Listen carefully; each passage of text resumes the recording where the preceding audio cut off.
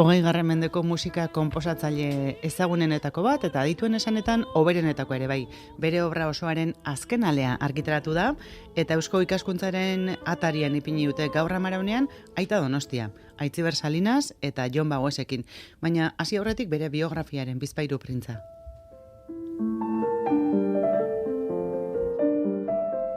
Jose Gonzalo Zulaika jaiotzez, 1886an Donostian jaio zen. 10 urte zituela, Lekarozko ikastetxean egin zuen batxilerra eta apaizgintza. Apaiz kaputxinoak Jose Antonio de San Sebastian izen hartu zuen. 22 urte zituen apaiztu zenean. Gero hartu zuen Aita Donostia izena. Musika konposatzen Lekarozen irakasle zela hasi zen, bizi guztia pasa zuen horretan, kantu erlijiosoak, mezak, euskaldantzak, txistuarentzako piezak. Musika gregorianoa ere ikasi zuen, Silosen. Parisen ere pasa zituen pare bat urte, bere musika ikasketak osatzeko. Gerra zibilean, Frantziara ihes egin eta handik bueltan Bartzelonan kokatu zen, eta hantxe aritu zen 1953 arte Musikologiako Institutuan. Musika ikerlari aparta izan zen, Euskal Herri osoa pasa zuen herrikantuak biltzen, Aiton Amonen ondoan eseri, eta orduak pasatzen zituen haien kantuak eta kontuak jasotzen, oharrak idazten. Horrela sortu zuen, hain ezaguna den Aita Donostiaren Cancionero Basko 1922an. Baina musika ez ezik, garai hartako bizitza tradizionala ere dokumentatu zuen Aita Donostiak, eta lan etnografiko horren emaitza da bere obra osoen azken alea. 10. ale horrekin amaitu da Aita Donostiaren lanaren bilduma. Eusko Ikaskuntza kide nekaezina bera. Aitziber Salinas, kaixo egunon. Egunon. Eta gaur zein egokiago Aita Donostia hitz egiteko eta bere lana ezagutarazteko Jon Bagoes baino, ez? Euskal Musika Artxiboko zuzendaria, Jon Bagoes, egunon. Egunon. Zuk Aita Donostia nola definituko zenuke? Bere lana hain ondo ezagututa? Gigante bat, bezala esango nuke Euskaldunontzat dela Aita Donostia. 3 atal nagusi ditu bere lan eremuan, bat esango nuke konpositore gisa, beste bat historiatzaile edo musikologo gisa, eta 3. folklorista edo antropologo gisa. Hiruetan gizon aparta izan zen. 3 erraldoi. Hori da. Azken alea argitaratu berri da, 10. Notas de folklore del Padre Donostia, eta 2000 fitxa biltzen ditu. 1918 eta 1950 bitartekoak. Zer aurkituko dugu bilduma handi horretan? Bueno, danetari pixka bat zatik bilduma horrek justo egiten duena Notas de folklore izen horrekin, Aita Donostiak zenbait kuadernoetan jasotako nota txiki horiek eta gero berak nota horiekin egiten zituen lanen sustraia edo mamia direnez, edozein gauzetaz hitz egiten dute nota horiek, eza? Bai musikaz, bai dantzaz, bai eguralditaz, bai sendagile edo sendatzeko erataz, edozein gauz topa dezakegu nota horietan. Bai, berak, Jon, ohitura omen zuen herri-zerri biltzeko eta herritarrengana hurbildu, eta haiekin solas egin, eta halako eskuz notak hartzekoa, ez? Bai, hori da, eta nik esango nuke importantea dela, ikustea, nota horiek 1918an hasten direna. Beraz, orain 100 urtetako, garai hartan, adineko pertsonak gogoratzen zituzten, gauzak, prozesoak, ideiak, kontuak, kantak, eta jasotzen dituzten notak direla. Beraz, pentsan noraino joaten garen, ezta? Nota horiek berak esan bezala 18an hasi zituen jasotzen, eta 55. urte arte egon zen nota horiek jasotzen. 1800etik gorako nota kopuruak dira, osea, edozen gauz aurki dezakegu nota horietan. Etnografia lana, kanpo lana, jendearekin eseri eta hitz egin, konto-kontari aritzea. Gaur egunez oso modan ez dagoen hori, ezta? Bai hori da. Gaur egun ere jendeak kontakantari kontuan ibiltzen da telefono bitartez, normalean WhatsAppen bitartez, ez da?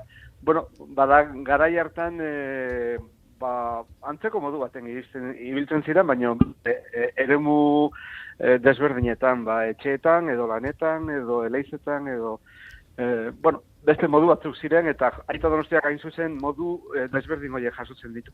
Eta hauek aldira, nota hauek aldira, eta nota hauetatik eratorritako historiak aldira baita ere, hainbat egunkaritan argitaratu direnak, ze Euskadi eta Zeruko Argia eta aldizkarietan ere agertu izan dira bere lanak, tankera berekoak dira edo ja gehiago dira berak egindako lan propioak? Nik esango nuke besteek egindako lanen notak direla. Edo berak zuzenean pertsonen gandik jasotako notak, berak eskuz jasotako notak, edo besteek Euskadi aldizkadian adibidez argitarratutako nota mosketak edo albisteak ipintzen zituela Aita Donostiak nota horietan, eza.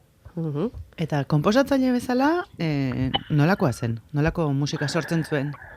Bera, konposatzaile bezala izango genuke oso gizon irekia zela. Bera, erregiozua denez, egia da, bere obraren multzoa handiena musika erregiozua dela, baina ala eta guztiz, bere garaiko, batez ere Frantziako impresionismo, mugimendura gertu izan zela, asko gustatzen zitzaiola, eta garai hartako instrumentu berrien adibidez, garai hartan egin ziren Ondas Martenot instrumentu berri bat, elektronikako lehenetako instrumentu mota bat, eta berak obra bat idazten du lau Ondas Martenotetarako, ez da? Beraz oso gizon irekia zen, eta batez ere bere musika, korurako musika oraindik koru guztiak abazten jarraitzen dute. Berrikuntzetarako eta bazeukan orduan, disposizioa. Haundia, oso haundia. Berak, eta kuriosoa da, esan beharra da baita, neurri haundi batean Aita Donostia autodidakta zala, ezta?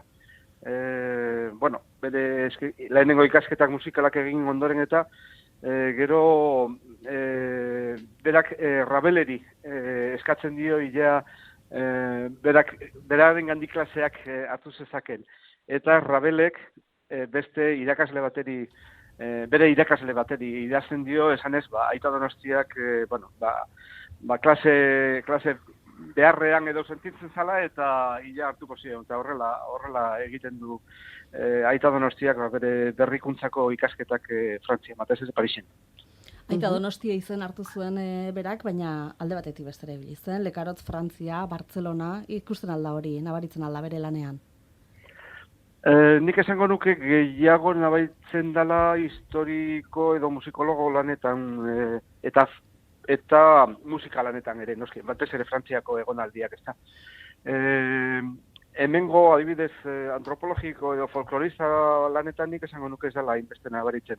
Egia da baita ere, gure artean eskola importante bat, antropologiko eskola importante bat genuela, ez, alantzadik gauzatzen duena, eta hor adibide bezala Aita Barandiaren adibidez, ez. Orduan, alde horretatik behar bada Aita Donostia lagun gehiago zituen hemen Euskal Herrian.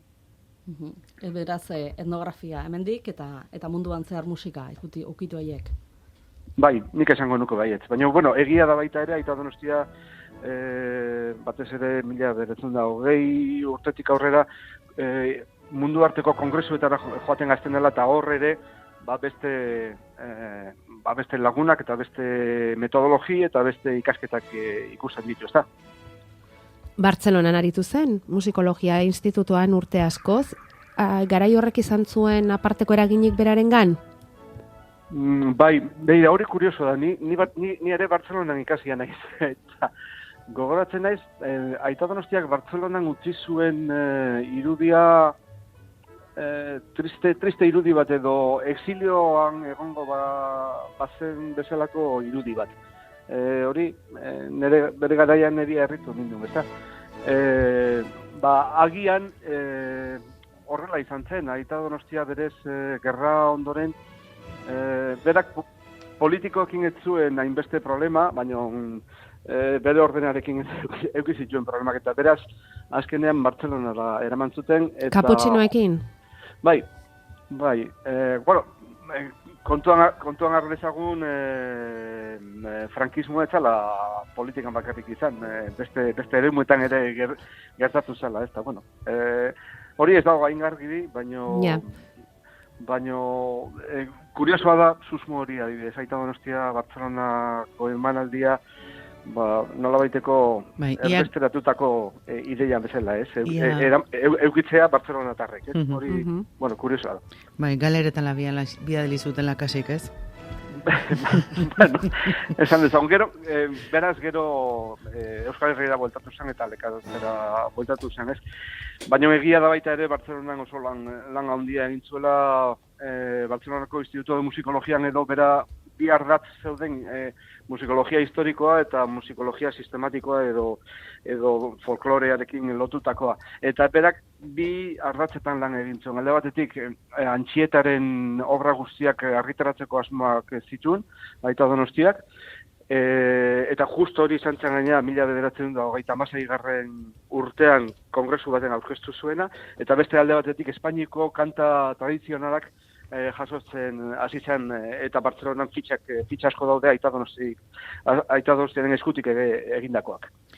Eta Aita Donostia orain arte nahiko ez ezagun zaionari zeo mendatuko zenioke, berari buruz irakurri eta bere figuran barneratzen hasteko? Irakurri dezala, gaina oso gizon humorotsua zen Aita Donostia, beraz bere idazkera oso arina, oso alaia eta gustoz irakurtzekoa da.